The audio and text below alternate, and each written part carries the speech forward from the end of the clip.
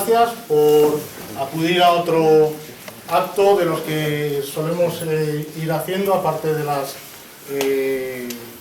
cenas de camaradería, comidas, los actos de homenaje a los caídos, el 10 de febrero, el 13 de julio y a veces el 12 de octubre. Este año no ha podido ser, pero otros años sí que hemos hecho acto a los caídos el 12 de octubre. Vamos a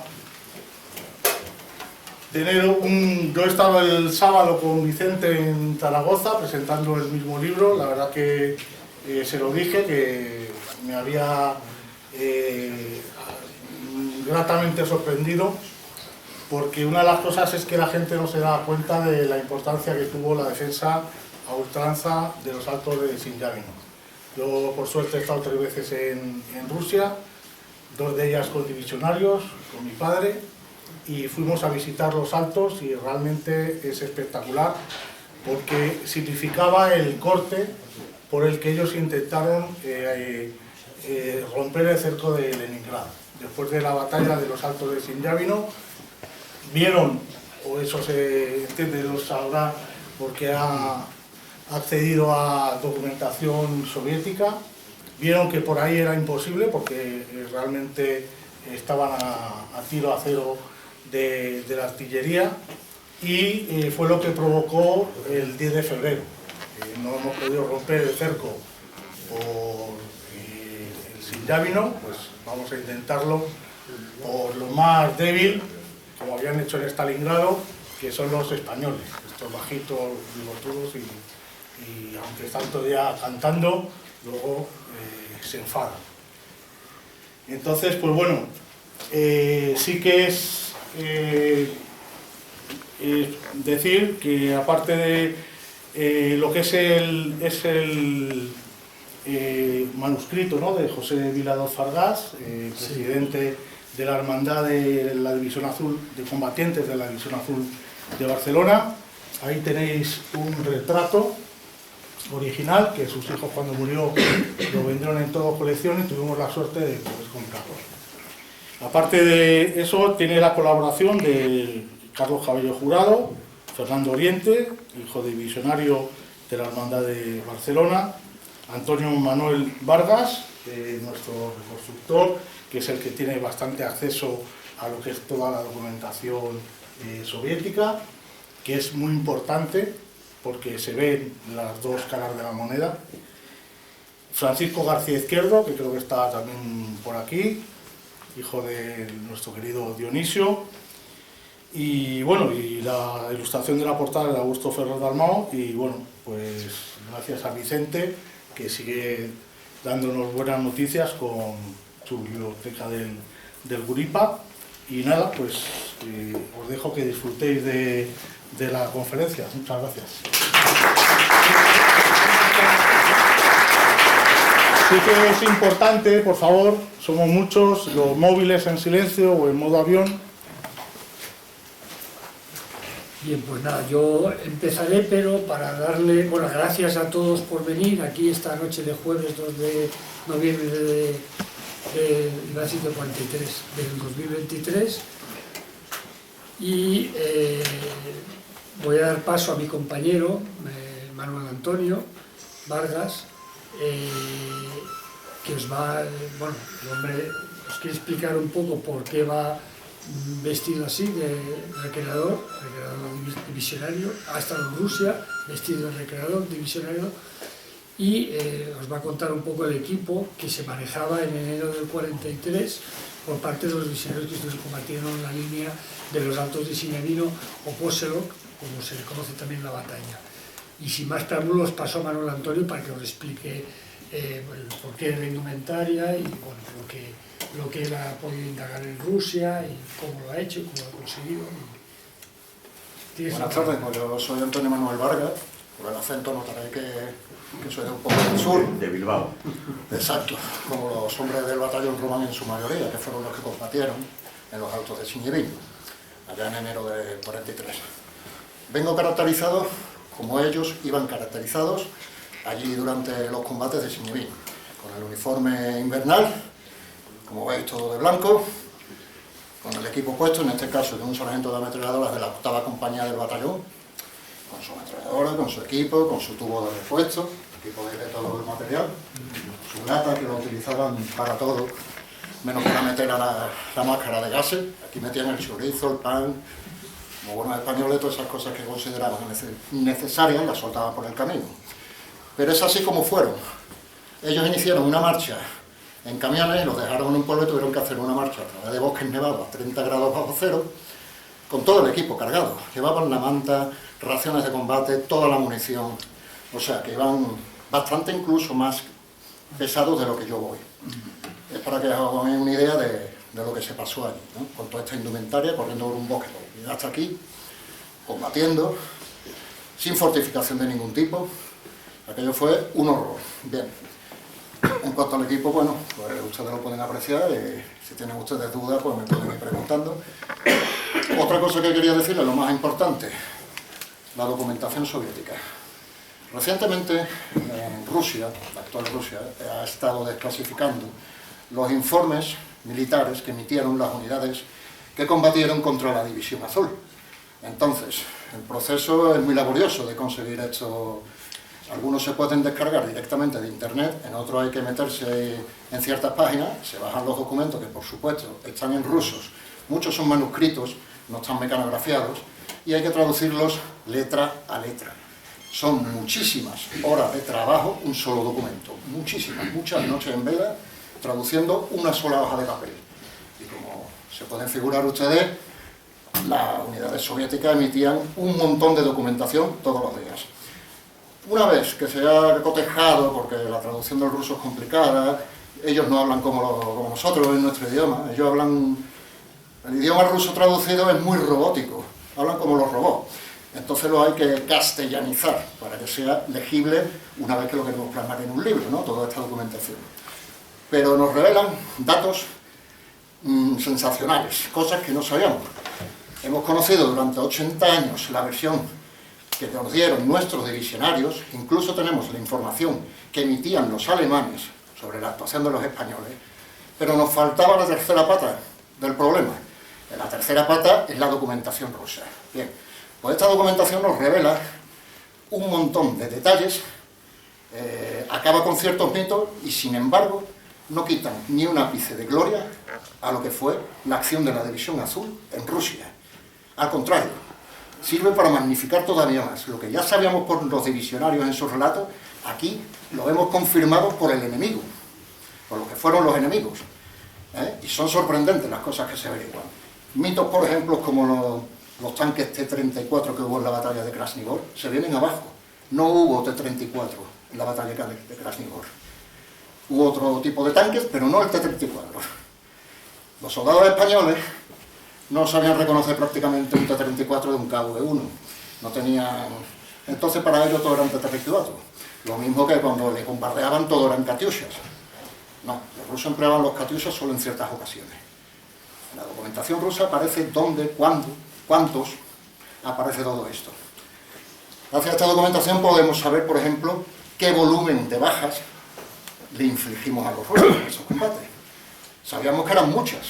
Claro, los divisionarios veían, ¿no?, lo que el daño que le hacían a los rusos y sobre todo el propio. Ya sabemos que este batallón prácticamente fue aniquilado, el batallón Román, o segundo del 269. Pero no sabíamos cuánto daño le habían hecho a los rusos. Aquí en el libro, con la documentación rusa en la mano, sabemos exactamente cuán alto precio pagaron por intentar avanzar por donde estaban los españoles. Muy mala idea, por cierto, porque allí se estrellaron y allí no pasaron. El batallón Román cumplió su misión pese a su aniquilación, y por ahí los rusos no entraron donde ellos querían. Por lo cual, al no cumplir la misión, podemos considerar la batalla de los Altos Ciñevinos como una victoria defensiva de los españoles. Y alemanes, también actuaban los alemanes, no nos olvidemos de ellos a los flancos. Y poco más les puedo decir acerca de la documentación rusa, que son muchas horas de trabajo, y espero que les guste. Yo tengo una preguntita muy elemental que hacer. ¿Os habéis cuestionado la velocidad de las fuentes rusas, lo que dicen los bolcheviques? Sí, están todas contrastadas, verificadas, sí.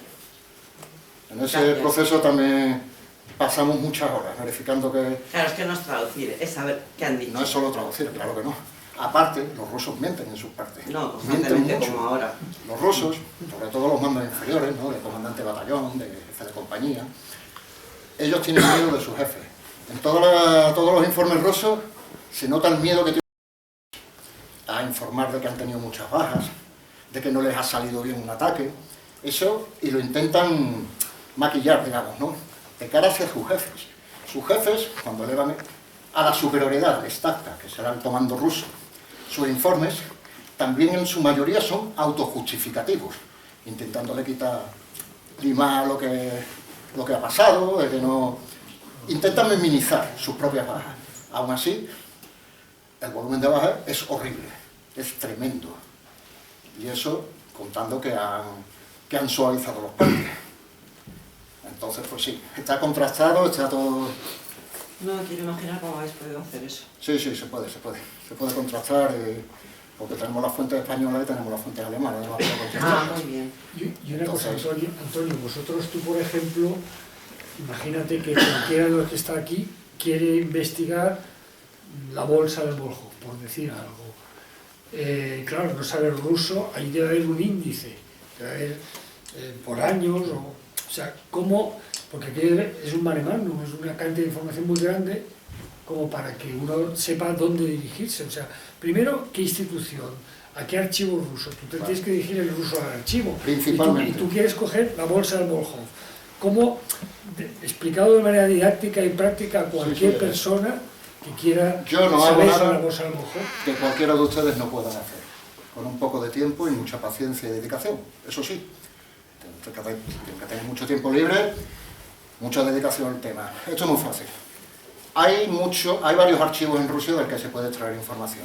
También de fuentes abiertas, libros, por ejemplo, que se han publicado allí, un montón de cosas, se pueden sacar mucha información, pero el principal lugar de donde se saca la información es una web rusa que se llama Pamiat Naroda.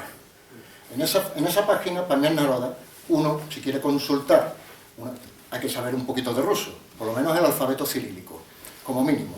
Entonces, pues, porque esa página que escribí, los buscadores hay que ponerlos en cirílico.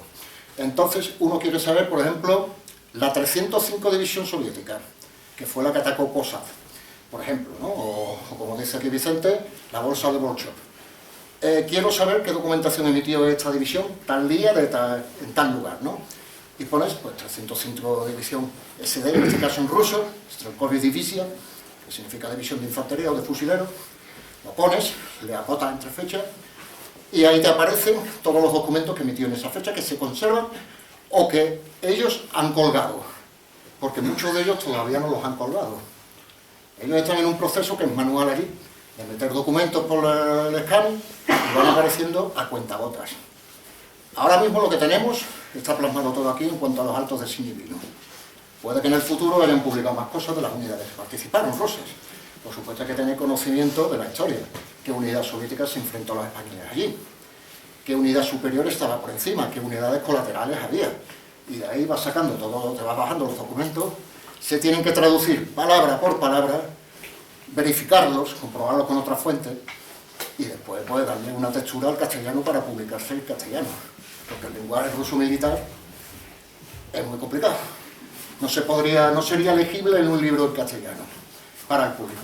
Y aún así, la aportación que yo he hecho en el libro, que es la versión de los rusos, de las unidades soviéticas que combatieron, es complicada porque es un lenguaje militar.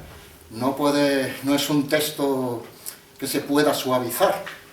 Es lenguaje militar, son partes militares que emitieron militares, en este caso soviéticos, y es un lenguaje pues complicado. Sí. Como acotación diré que no solo mentían los rusos en aquella época, sino también los británicos. Pero, yendo al tema, ¿hay algún momento en que las unidades alemanas aliadas intervienen en apoyo a los españoles? Sí. ¿O nos quedamos solos aguantando hasta el final? Los alemanes siempre están presentes en casi todas las batallas de los divisionarios. Aunque son los grandes ignorados, por ejemplo, los divisionarios hablan mucho de la propia división, pero le echan muchas veces las culpas a los alemanes, normal, siempre se les echa la culpa a los lados. Pero la realidad es que los alemanes estaban allí. Sin el concurso de la artillería alemana, por ejemplo, sin el concurso de los sanitarios alemanes, que fueron los que sacaron a los heridos españoles del bosque aquel, bueno, esos sanitarios que se jugaban la vida, eran alemanes la mayoría. No pudieron comer por las noches si no hubiera venido el carromato de la comida alemana, que pertenecía a la 61 División de Hübner, coronel alemán. Pues sin esto, también había unidades en los flancos, también había unidades alemanas, incluso en los combates de Signevino, a la compañía del capitán Masip, que es el protagonista de este libro, capitán Masip, se le agregó 2 escuadras de ametralladoras de la división vecina alemana, 2 dotaciones de ametralladoras con soldados alemanes, que por cierto murieron todos en ese combate. Entonces, pues sí, claro que estaban presentes los alemanes en todo ello. Una pregunta. Hay un alférez que en distintos sitios aparece como que es desaparecido y se señala que va arrastrado por la cadena de un tanque. Sí. A través de Carlos, creo que habló contigo también, y efectivamente tú dices que sí que hay una brigada o no sé qué de carros, sí, pero la fecha no coincide con la fecha en la que cae este alférez y la fecha en la que estos carros llegan allí a la posición de Signavino. Yo pienso que es verdad. ¿Es posible que sí estuvieran allí carros también? Sí. Había una brigada de tanques, si no recuerdo mal, la 98 de tanques independientes, brigada de tanques independientes, si no me falla la memoria. Esta unidad, lo que pasa es que actuó en el primer día, que fue el 22, cuando llegaron los españoles, que tomaron posiciones, los rusos, la división 379 de infantería, que era la que tenían enfrente, entró un combate ese mismo día, en ese sector.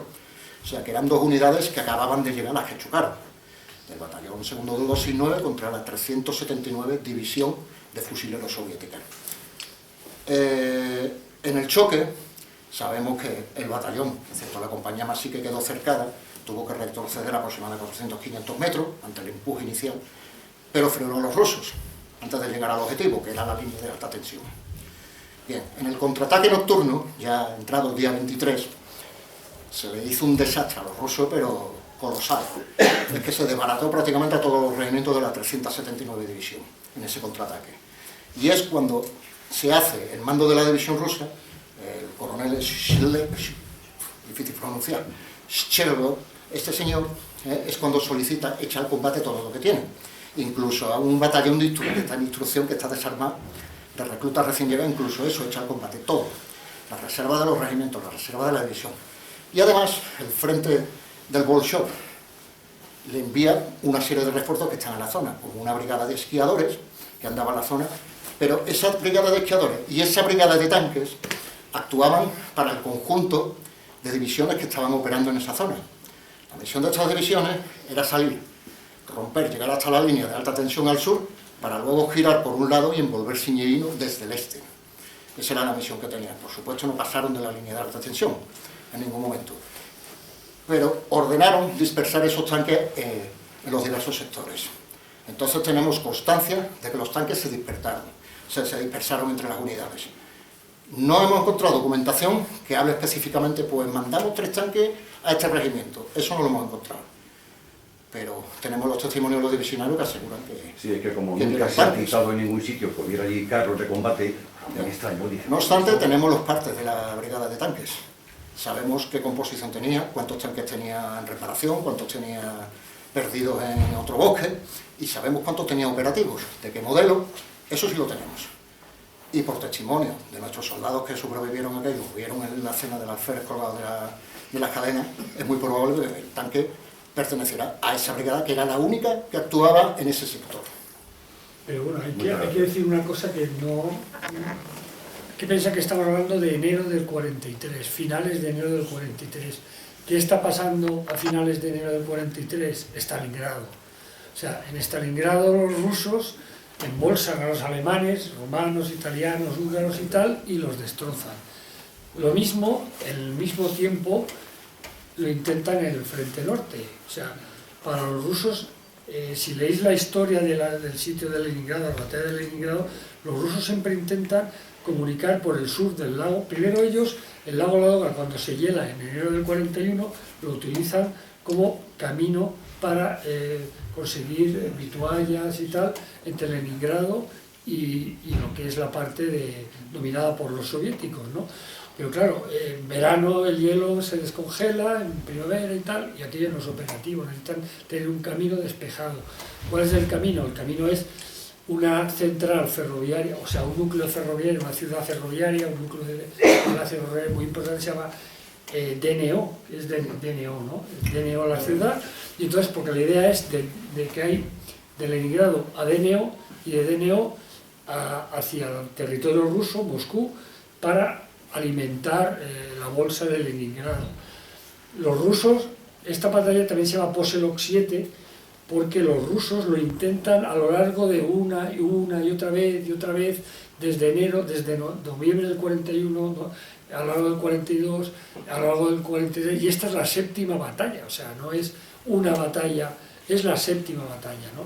En este ponen su empeño a intentar embolsar, como hacían en Stalingrado en esos momentos, intentan embolsar a los españoles, bueno, a los alemanes, entre Moscú, entre el Volkhov, la línea del Volkhov que dicen ellos, y Sitka es la ciudad, ¿no? Lipka o Sitka. Punto Vayan, Lipka. Lipka, pues Es un pequeño pueblo que está cerca de la Voladora. Que está en el oeste, por así decirlo. Entonces, entre el este del Volkhov y Lipka, que está en el oeste, intentan primero ocupar la orilla sur del lago Ladoga y embolsar romper la línea alemana, embolsar a los alemanes, bueno, porque no atacan, o sea, lo que hacen es intentar embolsar a los alemanes para dejarlos fijados en el sur del lago Ladoga y atacar hacia DNO para conseguir capturar ese núcleo de enlace ferroviario. ¿Qué pasa? Que cuando los alemanes se ven muy agobiados, porque todo esto empieza el 10 de enero, hasta el día 21 por ahí no llegan los españoles. ¿Por qué van españoles? Porque los alemanes se ven agobiados y recurren a todo lo que pueden recurrir. Les llaman a la División Azul y les dicen: necesitamos la mejor unidad que tengáis disponible, mejor batallón, para apoyarnos. Entonces, la unidad mejor es lo que él llama Batallón Román, que ya no estaba el comandante Román, estamos hablando del día de enero del 43, que es el segundo batallón del 269, que los envían allí en camión y luego andando. Y llegan allí un poco para fijar a los alemanes, para que los alemanes del sur del Ladoga puedan reagruparse tras las líneas y fijar a los rusos para que los rusos no avancen hacia DNO.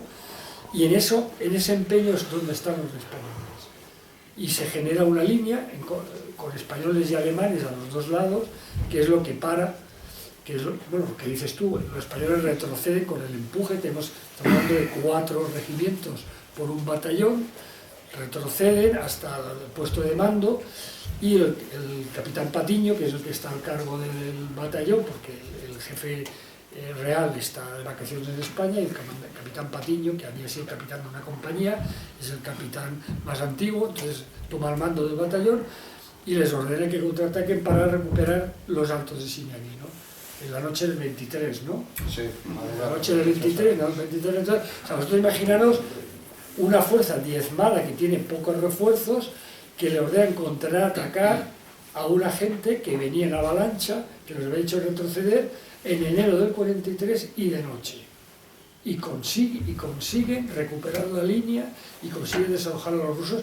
Tienen especialistas en tomar una posición, como en el río Mius y en otros sitios, y emplazarse allí de una manera que crean un núcleo de resistencia, y a partir de ahí que no los pueden desalojar. Los españoles reaccionan, contraatacan y los echan. Claro, los rusos, que como cuenta él en el diario de operaciones,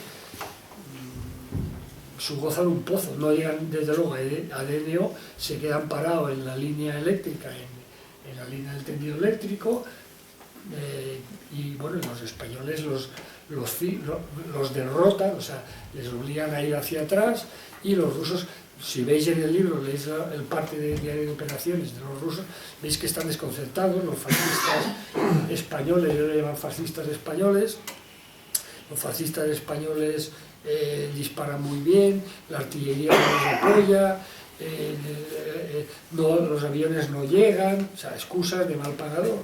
El caso es que los echan y los desalojan de la línea que habían tomado los Altos de Siniaví y la pierden hasta febrero del 44, o sea, no logran recuperarla. Después de 7 batallas, sí que se quedan con el sur del lago Ladoga, pero claro, si pensad, yo no soy militar de carrera, pero imaginaos que hay un altozano y de ese altozano tienes un punto de observación y de artillería que bombardea a la gente que va transitando por el lago Ladoga y por el sur del lago Ladoga, en la zona ocupada en esa batalla por Selok 7. Claro, es una operación que estás condenado a estar batido por la artillería alemana. Entonces, claro, es una victoria táctica, si queréis decirlo, pero estratégicamente es un desastre, porque liberan una zona que no les sirve para nada, porque los masacran, porque no pueden tomar la línea. Y el no tomar la línea supone que ese batallón español, que se ha dejado allí el 94,7% de bajas, pues prácticamente es aniquilada y tiene que volver al centro a la línea española para ser reconstruida con batallones de reemplazo que van llegando. Pero bueno, 15 días después ya tienen que los sobrevivientes, hay que pensarlo, lo cuenta él en un pie de foto, van 20 camiones y vuelven 2, uno con los ilesos y el otro con los muertos, que pueden recuperar del campo de batalla, que no son todos, que los entierran en Slutsk, pero que no son todos, sino que hay algunos que quedan para siempre en el campo de batalla porque no pueden avanzar, porque los rusos han avanzado sobre ese terreno y ellos no pueden recuperar esos cadáveres. Pero los que pueden recuperar los meten en un camión, junto al otro camión llegan 2 camiones. Con el famoso foto del capitán del alférez Soriano, que es recibido por Esteban Infantes, y queda como seguramente al capitán Patiño le dieron la medalla militar individual, no sé si dieron más medallas militares individuales, me imagino que sí, algo más. Sí, Laureada a la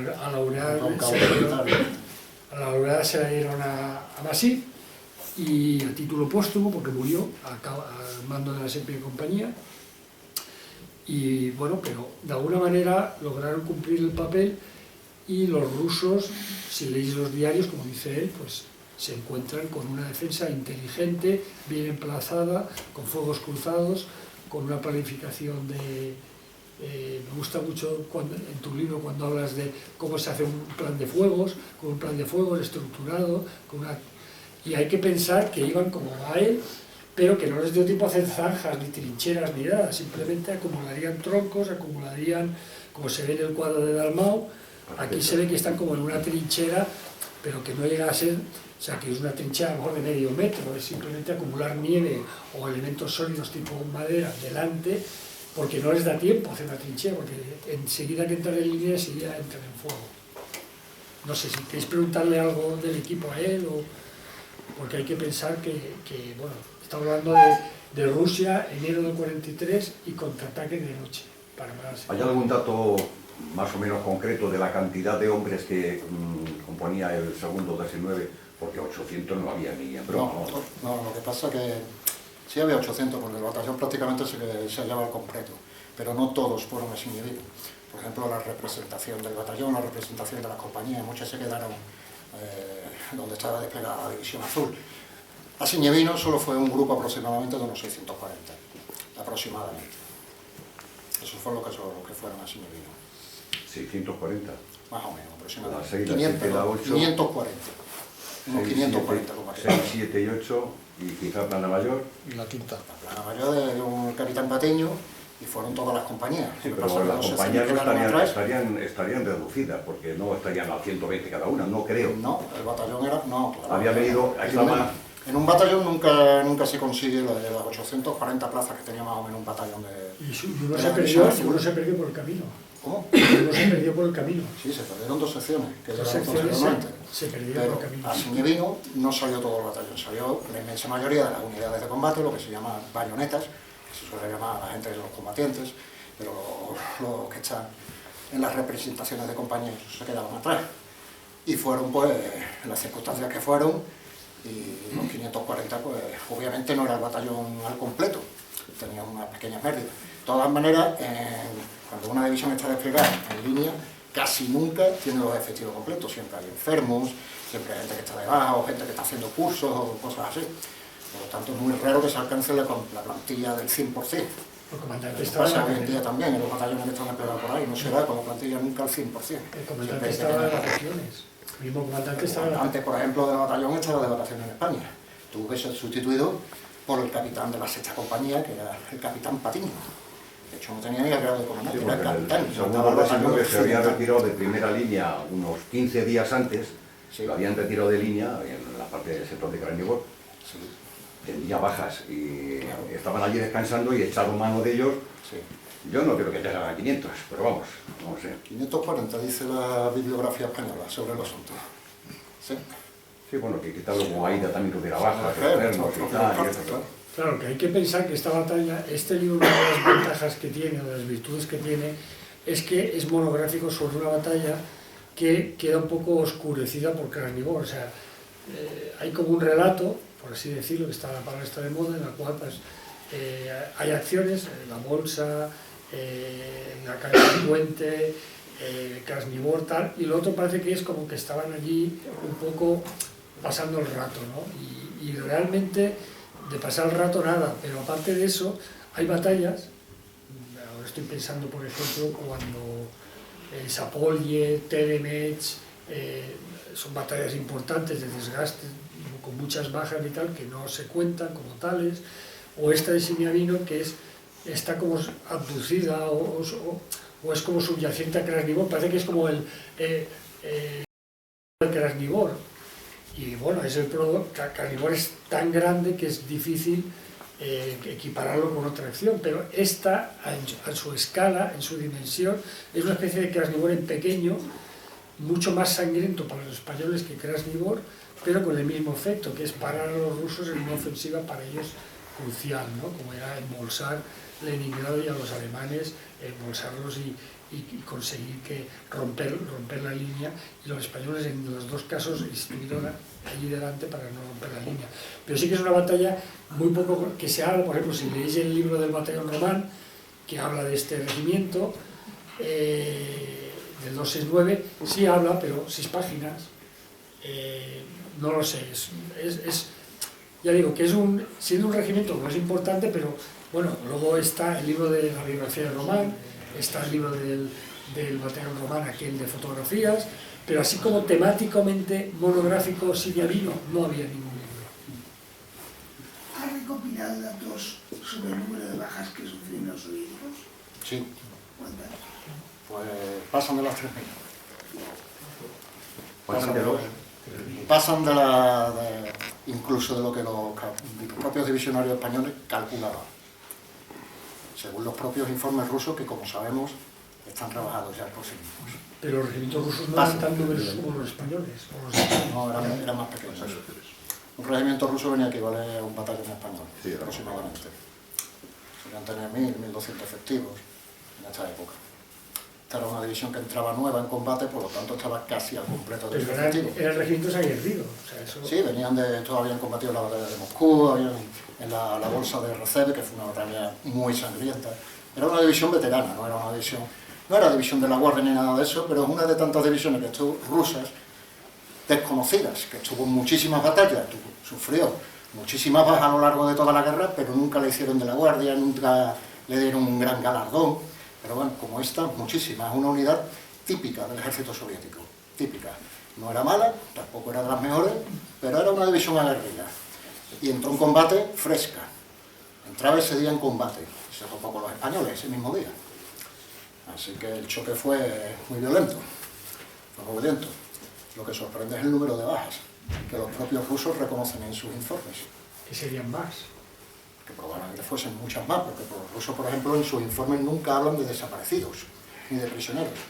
Hablan de muertos, heridos y poco más, y de bajas totales. No suelen decir cuántos prisioneros, pero por los testimonios de los españoles sabemos que se hicieron prisioneros, que hicimos prisioneros rusos. Eso ellos no lo citan en sus informes, por ejemplo.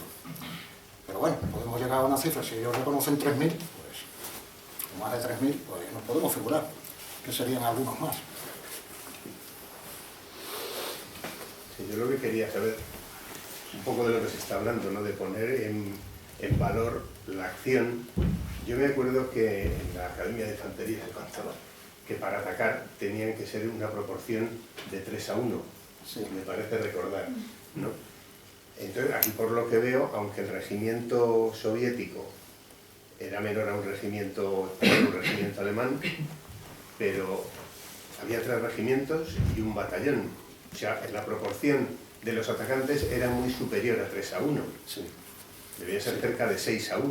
Los rusos en su Y por doctrina... lo que veo también, esos 3 regimientos eran unidades de una cierta categoría, veteranía, sí, gente con experiencia y aguerrida. Y el Román también contrastado. Pero ¿cómo puede ser? O sea, ¿qué pasó para que un grupo tan relativamente pequeño, ¿no?, pudiera aguantar retrocediendo solamente 500 metros y luego volviendo al contraataque? Eso es de una grandeza muy importante, ¿no? Yo diría que hay unos 3 factores que lo pueden explicar esto, ¿no? Uno es pues, la misma composición, ¿no?, del batallón romano, ¿no?, del espíritu, ¿no?, que llevaban los soldados españoles de la División Azul. Los soldados españoles, a diferencia de los rusos, no estaban allí obligados, estaban voluntarios. Tenían muy claro por qué estaban allí y sabían a qué estaban allí. Esto no ocurría entre los rusos, que la mayoría eran campesinos que los habían sacado de sus casas poco menos que forzosamente, su pena de contraer represalias a sus familias. Entonces el campesino ruso iba, se lo tomaba como un deber que era inevitable. Por eso este estoicismo que tienen los rusos, que van para adelante, mueren, lo tienen asumido. Ellos, en la mentalidad eslava esto es muy típico, ¿no? Hay que comprender un poco lo que es el alma rusa, ¿no?, lo que ellos llaman el alma rusa, para conocer cómo, por qué actúan de esta manera que es tan irracional, ¿no?, para una mentalidad como la nuestra, tan abierta, tan libre, tan individualista, ¿no?, que tenemos los españoles. Esto explica un poquito el carácter de los mismos soldados españoles, el orgullo, el de no fallar, de cumplir, ¿no? Toda esta cosa la tenía el soldado español innata. Otro es esto, estas máquinas que tenían los españoles. Esto era una trilladora de personas. Esto segaba filas y filas de rusos. Esto disparaba 1500 disparos por minuto. Un batallón alemán, o en este caso el batallón romano, o segundo 209, tenía un montón de ametralladoras de estas disponibles, cosa que los regimientos rusos no tenían. No tenían esto. Y esto, a la defensiva, produce un montón de bajas. Gente que va avanzando, descubierto esto es, pues, caían a montones, así de simple. Esto, unido a la mentalidad rusa de avanzar, sin importar cuántos caigan, pues explica un poco el volumen de bajas. Y el tercer sector sería el apoyo alemán, sin duda alguna. La artillería alemana siempre estaba a la primera petición que se le hiciera, caía en sus fuegos precisamente donde los españoles lo necesitaban. A veces había errores, es normal, son lenguas extranjeras, había que comunicarse, había una plana de enlace, unos traductores, y a veces se cometían errores. Pero la artillería alemana, siendo mucho menor que tener mucho menos cañones y artillería que los rusos, donde le ponían el objetivo, ahí caían los proyectiles. Esto ayudó mucho a los españoles, del apoyo de fuego alemán. Y estas son las 3 razones que explicaba. Y las órdenes de los rusos, las órdenes que emitieron los generales que mandaban el frente de Bolshoi y el segundo ejército de choque. Porque esto luego tenían que justificar la victoria delante del mismísimo Stalin. Ya, me lo acabo de aclarar, es que soy de la doxe, soy ignorante, estaba Stalin, ¿no? Sí, claro. Vale, es que tampoco nos lo han contado. Bueno, yo Stalin en Rusia era casi como el mismísimo Dios, cualquiera decía nada. Todos los generales, incluso el más grande de los generales rusos, que fue Zhukov, según, pues hasta estos tenían Stalin. Todos. Nadie quería fallarle a Stalin. Era muy peligroso. Entonces, eso en los partes rusos se ve esos miedos a informar a sus superiores. Se aprecia en todos los partes rusos. Todos escriben con mucho cuidado lo que dicen, minimizando en lo posible.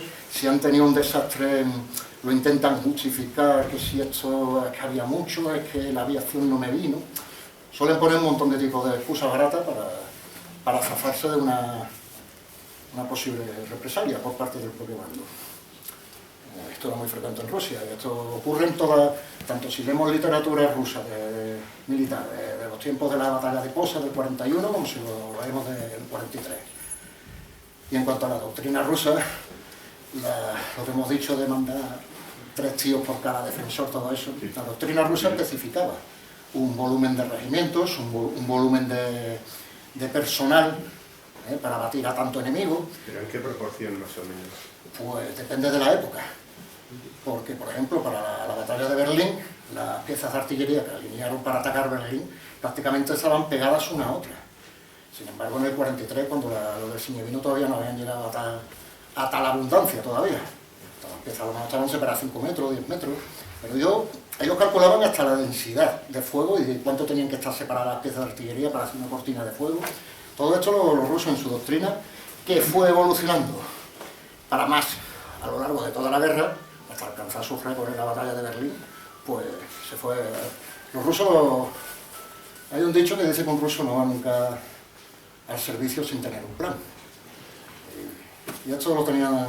Son muy metódicos, son muy... y no tienen mucha imaginación, no se salen de los planes. No suelen maniobrar mucho tampoco. Se intentan ceñir al plan porque es lo que le exige el de arriba y ellos simplemente cumplen. ¿Querías preguntar? Bueno, yo añadiría las 3 razones que también nos ha explicado Manuel, que la velocidad en la decisión de contraatacar, que es exactamente lo que pone la doctrina española y la doctrina alemana. Tú tienes que contraatacar cuando aún están intentando organizarse en la nueva posición. Aunque estés cansado, aunque hay que sacar fuerzas de flaqueza e intentar contraatacar antes de que el enemigo se haya hecho fuerte. Correcto. Y exactamente hacen eso. El contraataque que lanzó el batallón romano el primer día, pues llegó a la línea. Tengamos en cuenta que ellos no conocían el terreno, acababan de llegar, iban cargados con todo. El mando alemán solo les dio un mapa y malo de una zona boscosa y nevada, desconocida, y se tuvieron que internar de noche en esa zona boscosa. No se sabía dónde estaba el frente porque había sido roto y se sabía que los rusos se estaban infiltrando por muchos lugares, pero no se sabía a qué altura estaban. Entonces el batallón español tenía que desplegar avanzando de noche por un bosque nevado, que estaba todo destrozado, los combates ya estaban llenos de cadáveres, de restos, y por ahí fueron avanzando hasta que se toparon con los rusos. Sí, porque además no estaban avanzando con los alemanes, se habían incluso medio, no perdido... No, llegaron a enlazar por los flancos. Sí, pero después... Pero esto fue ya al amanecer, para Se amanecer. habían metido incluso más arriba que la Pero línea. resulta que el plan de operaciones ruso, que lo tenemos en el libro, el plan que tenían los rusos era precisamente de introducir al combate la 379 División de Fusileros esa misma mañana. Hicieron su programa, al instalarse los españoles en lo que había sido la línea alemana, que aquello estaba todo destrozado, no les dio tiempo ni había trinchera, ni había nada. Hay nieve, apisonaban nieve, las ramas caían, las cajas de munición delante, lo que pudieran. Todo lo que les pudiera servir como un mínimo parapeto. Y los rusos en ese momento empezaron una preparación de artillería.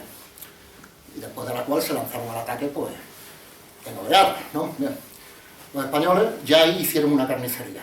Aún así, el volumen de rusos y de fuego ruso era tan brutal que 2 compañías tuvieron que retroceder. La de Massy, que estaba en el flanco derecho, se quedó rodeada, allí casi hasta la aniquilación. Las 2 que retrocedieron, que fueron la quinta y la sexta, estas 2 compañías lograron, ya llegaron al camino cortafuegos que iba paralelo al frente, y este camino cortafuegos pasa una línea de alta tensión por ahí, de hecho la llaman así, ¿no? La línea de alta tensión era el objetivo primario de los rusos, alcanzar la línea de alta tensión, para después el grueso girar por esa línea de alta tensión hacia Signevino para envolver la población de Signevino y otro pequeño grupo envolver una resistencia alemana que había en Gontova y Alikra y en otro bosque, el bosque de Kurugaya.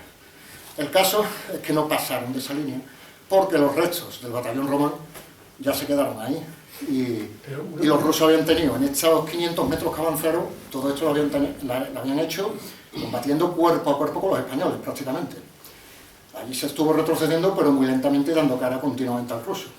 Esos regimientos ya se quejan en sus informes de que llegaron agotados cerquita de donde estaba la línea de alta tensión, pero no pudieron tomarla. Llegaron agotados y cayó la noche y quedaron agotados. Pero una cosa más, dice, la octava compañía, que al hablar de táctico, reforzó las otras compañías. La compañía No es que no estuviera, es que estaba reforzado, eran compañías de infantería reforzada con máquinas. Exacto. En ese momento, cuando los españoles estaban agotados, quedaban pocos, quedaban unos 250 aproximadamente, los demás se habían perdido en ese intenso día, pero los rusos también habían tenido lo suyo. Y en ese momento es cuando reciben del jefe alemán, en este caso de la división alemana 61, reciben la orden de ejecutar un contraataque. Estos contraataques son los que menciona aquí el compañero, que son contraataques que se realizan sobre la marcha atrás inmediatamente, sin tiempo para descansar, para impedir que el enemigo se fortifique en lo que ha avanzado, porque luego es más costoso recuperar el terreno. Y en ese momento los agotados soldados españoles del batallón segundo 269 es cuando se organizan, sacan fuerzas de flaqueza, estaban totalmente agotados, muertos de hambre y demás, y contraatacan de madrugada ya, porque estamos entrando en el día 23. Y en esa madrugada es cuando van haciéndole un desastre a los rusos. Reconocen los rusos sus partes que son impresionantes. Por ejemplo, uno de los regimientos rusos que tenía una reserva, una compañía de 80 tíos, allí la tenía como reserva, bueno, pues de los 80 tíos no regresó ninguno de esa compañía rusa. Eso lo admiten los rusos en sus propios partes. Provocaron el pánico, ciertos momentos de pánico entre los rusos. Algunas unidades rusas huyeron sin combatir y aparecieron en el sector de la división vecina rusa, con lo cual fueron sometidos a juicio militar. Todo esto aparece en la documentación rusa. El desastre de los rusos, bueno, fue tremendo en ese contraataque.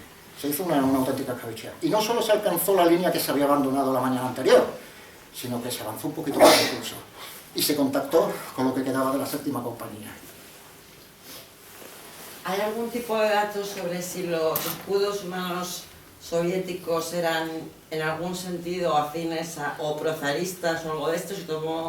Porque se suele hacer en ese tipo de... Escudos humanos. Escudos humanos, como lo que se hace en Irán, que mandan a los jóvenes sin... En este combate no consta tal. En la documentación rusa no, desde luego. Tampoco consta que emplearan unidades de castigo. Es que, por ejemplo, en la batalla de Krasnivor, los rusos sí empleaban muchas veces en vanguardia unidades de castigo.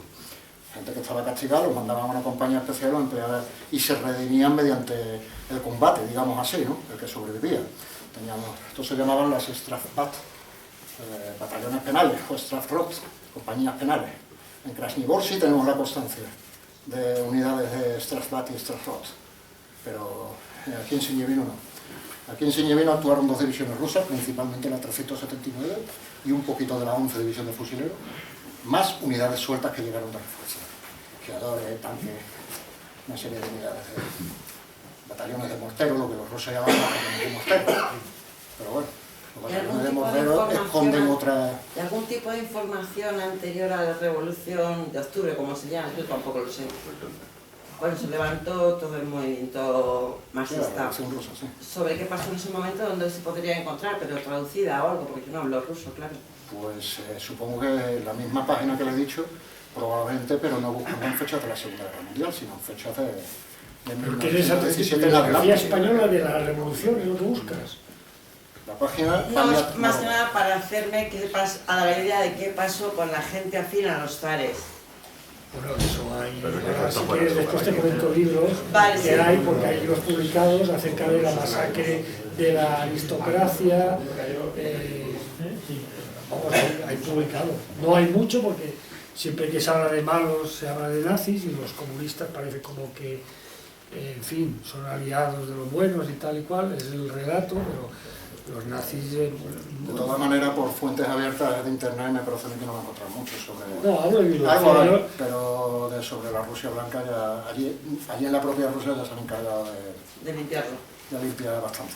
González Así que- Faller, en su libro sobre los Exterminarlo. partidos republicanos de la Guerra de España, habla de los asesores que mandó Stalin a los republicanos y dijo terminantemente que más que asesores debían ser asesorados, porque medían en metros y no en pulgadas ni en yardas. Y es que se trataba de antiguos cabos de escuadra de la Armada zarista. Eso era la Armada rusa, soviética, en 1936. Bueno, aún en la época de la División Azul, muchos soldados rusos medían las distancias en verstas, que es una unidad de medida de distancia de los campesinos rusos. Muchas veces, ¿cuánto está Nóvgorod? Está 5 verstas, ¿no? Y cosas así. Como si hablamos aquí en leguas, ¿no? O pasarangas. Medida que Bueno, estaban pues de ellos sociedad. todavía funcionan en yardas y en pulgadas. Sí, la verdad, sí, sobre todo en el mundo náutico, claro. Pues no sé, bueno, yo os quería explicar un poco, bueno, tú si quieres despojarte de... Sí, por favor. parte de- Sí, por favor.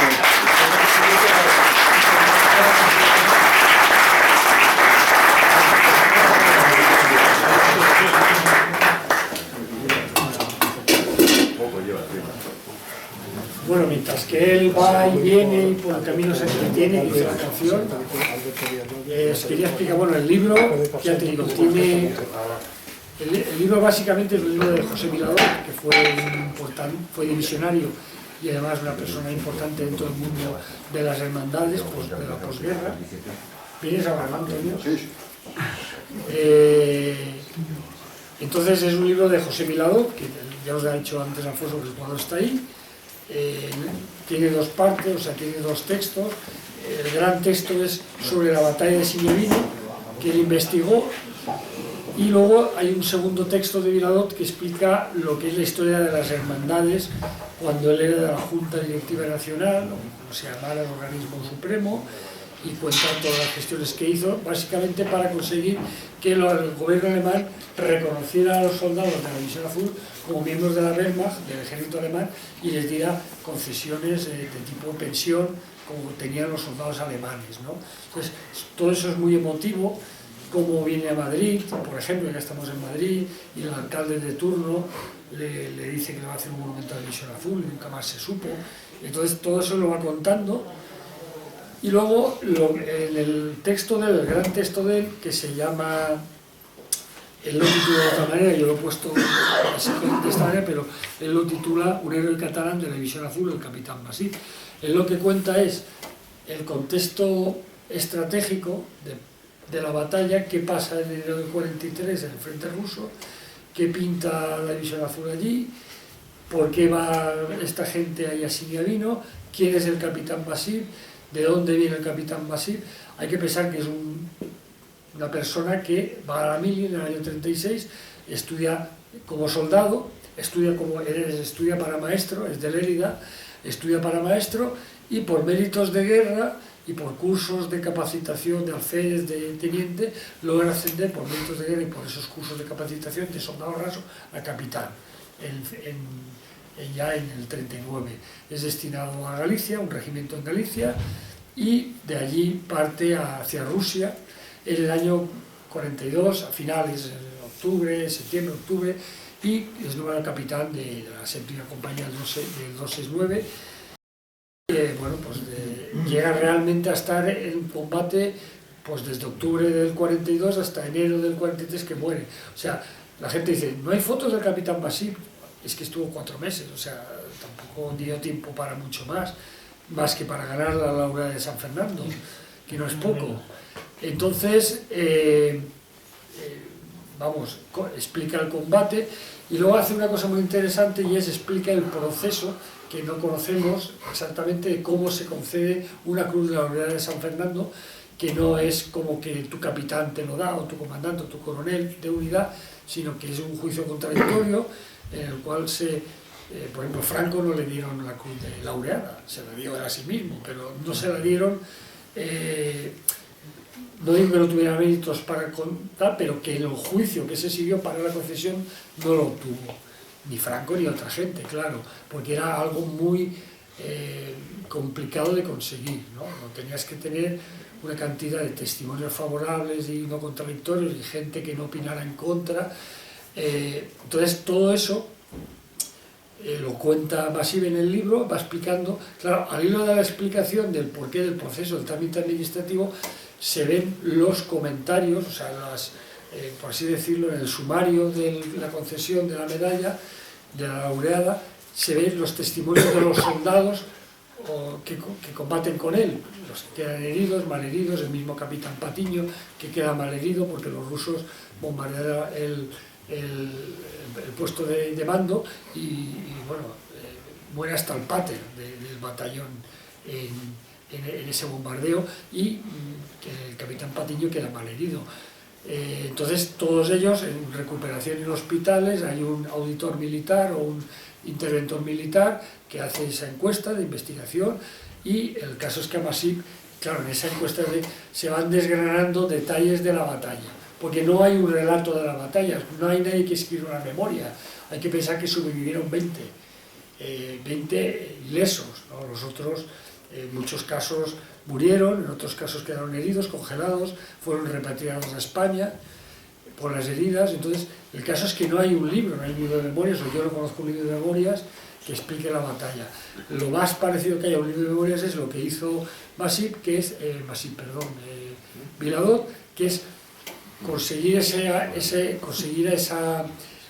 por así decirlo, ese informe administrativo judicial, y con eso recomponer la batalla con base en los testimonios de los que habían declarado el juicio contradictorio para la concesión de la libertad al capitán Masip. Con eso se puede hacer una idea de la cruenta batalla, de las condiciones climáticas, entonces eso es lo que cuenta Viladot en el libro, y luego explica, bueno, pues todo lo que supuso para Lérida Masip. Sé que él era maestro de escuela, cuando acabó la guerra civil acabó el curso de maestro y era ya profesor de magisterio. Un colegio de Lérida se llamó Capitán Masip durante 40 o 50 años, en honor a él, ahí en Lérida, capital.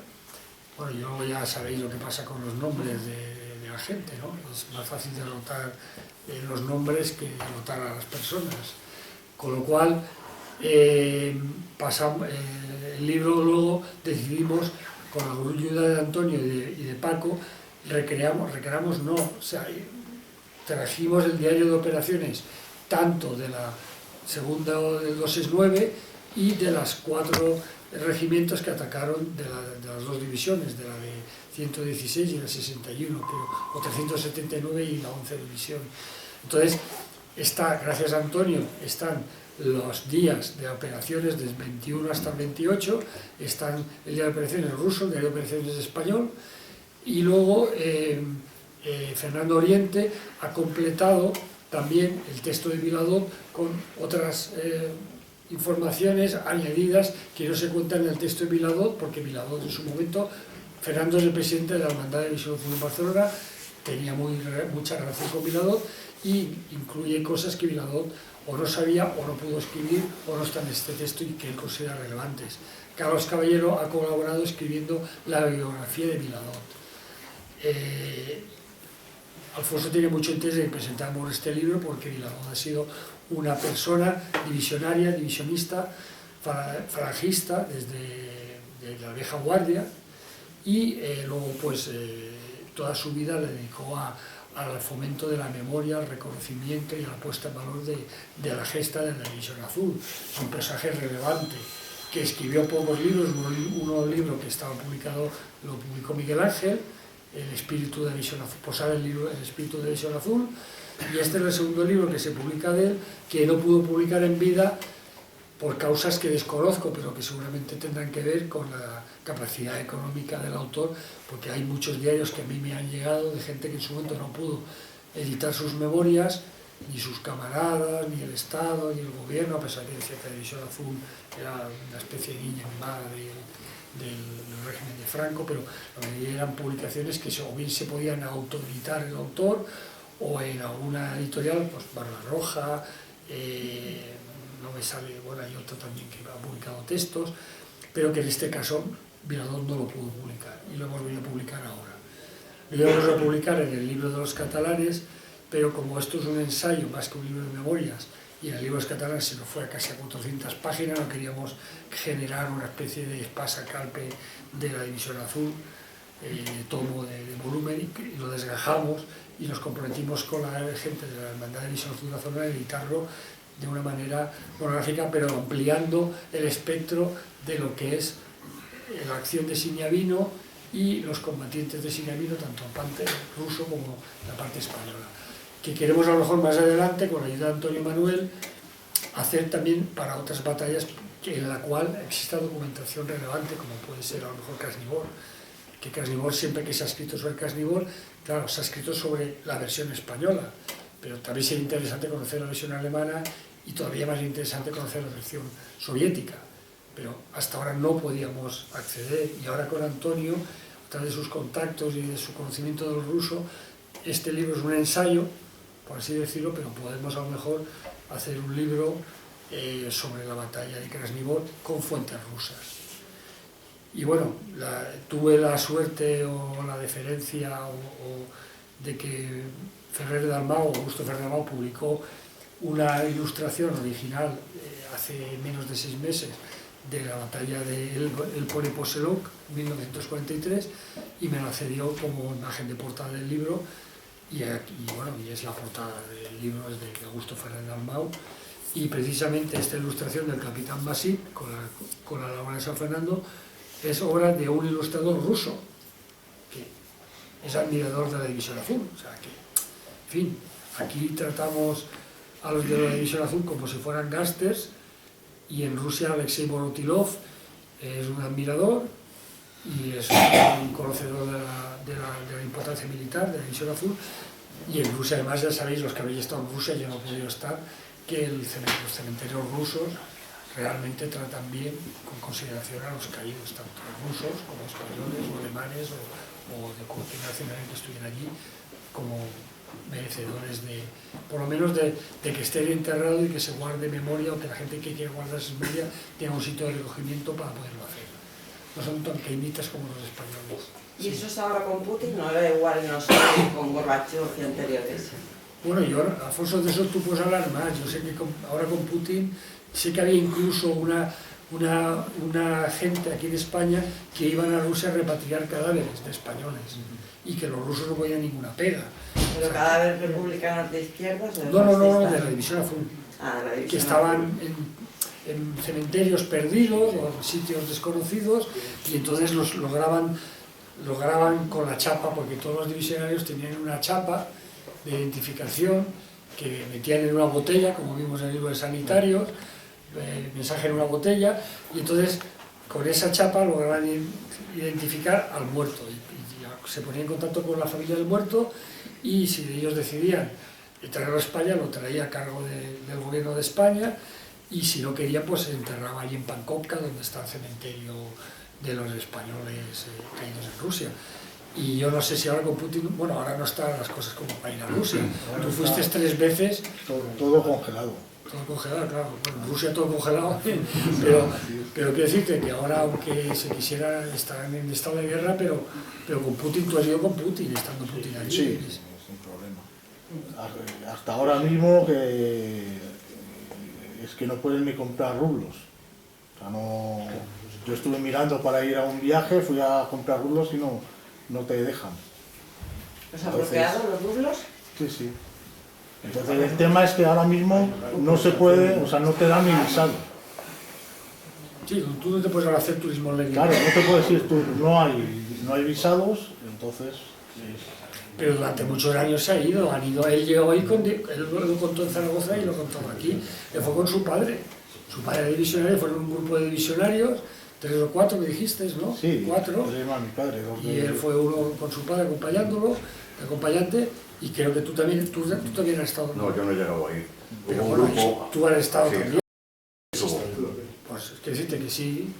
Y hay un cementerio allí que se llama, que además, si vas a Google y pones Pankovka, hay un croquis. hay fotos, es decir, que hay un cementerio ruso, y los rusos dicen, esto es un sitio que estos guerreros, estas personas que murieron aquí por sus ideales, están aquí, reposan aquí, y el que quiera recordarlos, venerarlos, rememorarlos, o hacer, puede venir. Y bueno, habréis estado, tú has estado en Pankovka, y hay un cementerio, además pone la bandera de España, lo pone en español, lo pone en ruso. Pero todo esto se empieza a mover a raíz de caer en el sistema soviético. Antes no. Sí, esa es mi pregunta completamente. Sí. Hasta que no cae el sistema soviético no se remueve nada de ningún caído. Y tampoco tenemos muy claro qué hay dentro de los ataúdes. ¿Cómo que no está claro? ¿Qué va a haber? ¿No va a haber eso? Cualquier cosa que te puedas imaginar. Bueno, pues eso... No, hombre, mujer, vamos a ver, vamos a ver, ahí hay gente, los hermanos Garrido, Polonio y tal, o sea, ahí llevan forenses, van con hay un general español. O sea, abren los ataúdes, ¿no? Bueno, es que están enterrados, tú piensas que, vamos a ver, tú caen 200... No sé. Que no hay ataúdes ya. Claro, los tiran en una fosa común o en un sitio. No, hay ataúdes, sí, que que hay ataúdes en muchos casos y hay fosas, pues, echan cal y los envuelven y tal. La foto de... Bueno, hay fotos de divisionarios que se ve que están envueltos en una manta y los están enterrando. Pero el caso es que tanto el ataúd como no el ataúd, cuando sacan el cadáver, cuando sacan el cuerpo, pues se identifica o con una botella que tiene dentro un papelito con su identificación o con la chapa. Pero vamos, que los cuerpos que se le cayeron los ataúdes... Pues, hay que pensar que los españoles dejaron cementerios perfectamente ordenados, incluso hay croquis que ponen, aquí está enterrado en la fosa tal, número tal, fila tal, lápida bueno, tal. yo estoy acostumbrada a ver una tele de cosas como la necrofilia, la necrofagia... Sí, pero eso no tiene nada que ver esta presentación. No, pero aquí en España. Pero que todos esos temas que estás poniendo, respeto mucho, pero que en esta presentación no tienen cabida. Pues estamos hablando de Putin ahora No, pero es que fuera pasaba igual. Y de que hay en los ataúdes, pues no sé, vamos. Pero que vamos, que sí, que hasta hace nada se podía hacer. O sea, ellos han estado con Putin, con Gorbachev, con no sé quién vino después de Gorbachev, el otro, el Bolachín, Yeltsin, y no sé, no. Y los españoles sí que dejaron cementerios marcados y tal, lo que pasa es que claro, cuando los rusos avanzan, pues aquello lo desmontan, lo rompen, lo hacen trizas, y luego hay una cosa que es inevitable, que es, por ejemplo, si tú pones un colegio y el colegio está encima de un cementerio alemán o español, pues está encima de un cementerio. Tú no vas a levantar el colegio para ver qué hay debajo del colegio, pero se han dado casos. Hay un colegio encima. ¿Dónde? Autopistas. El cementerio de Mestelero, Claro, lo que hay en Pankovka será pues lo que hayan podido coger y hayan podido llevar ahí a Pankovka y tal, y muchos de ellos estarán, pues si has ido tú a Douaumont, yo estaba en Douaumont, y ahí en Douaumont dice, aquí hay miles de cadáveres, franceses, alemanes, tal, lo único que se ve allí en los cementerios es los que son moros, que miran a la Meca, y los otros que van rectos y tal, pero ya está, pero y el nombre de los que han encontrado, los que han encontrado están en el osario, y es un osario inmenso, con huesos de alemanes, de tal, que no han podido, con tanta bomba, y tú piensas son campos de batalla, que entierras a uno, te caen 20 bombazos y lo que hay allí se queda deshecho, entonces luego pasan los rusos que destrozan todos los símbolos alemanes, pasa luego lo que es la organización. Por mí es todo, si queréis que hablemos preguntando alguna cosa, porque yo creo que ha estado interesante, ¿no? El tema. Mucho. Con Antonio aquí haciendo de hombre gancho. Muchas gracias.